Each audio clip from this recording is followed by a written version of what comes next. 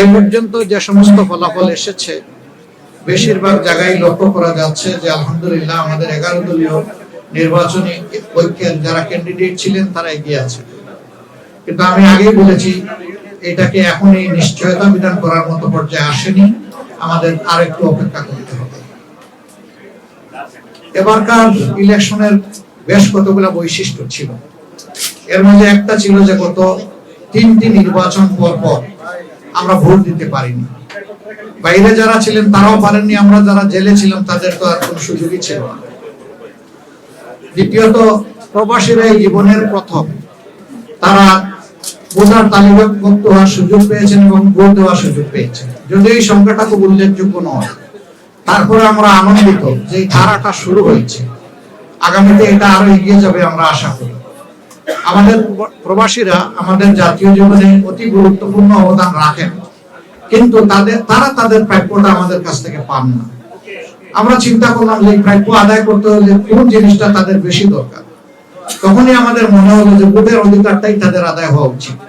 এই অধিকার প্রতিষ্ঠিত হলে বাকি অধিকারগুলা এর হাত ধরে চলে আসবে ইনশাআল্লাহ।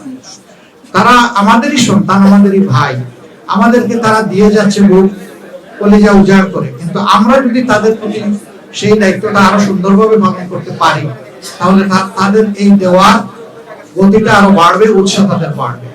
আর তারা যদি দেখে শুধু দিচ্ছে কিন্তু সরকার, দেশ, জাতি তাদেরকে সেইভাবে সম্মানটুকু দিচ্ছে না, তাহলে যেটুকু আমরা তাদের কাছ থেকে বিভিন্ন ভাবে পাই সেটাও থাকবে না। আমি অবশ্য ব্যক্তিগতভাবে শুধুমাত্র ফিনান্সিয়াল রিমিটেন্স আনার পক্ষে না।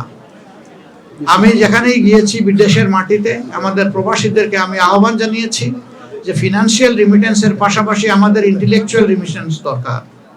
দেশকে গড়ার জন্য আমাদের অভিজ্ঞ এবং মেধাবী সেই রকম কারিগর প্রয়োজন।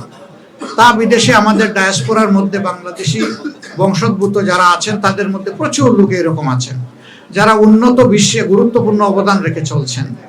আমি একটা জিনিস লক্ষ্য করেছি, যখন এই আহ্বানটুকু জানিয়েছি তাদের মধ্যে প্রাণ চাঞ্চল্য তৈরি হয়েছে এবং আমি বিশেষভাবে কৃতজ্ঞতা আদায় করি।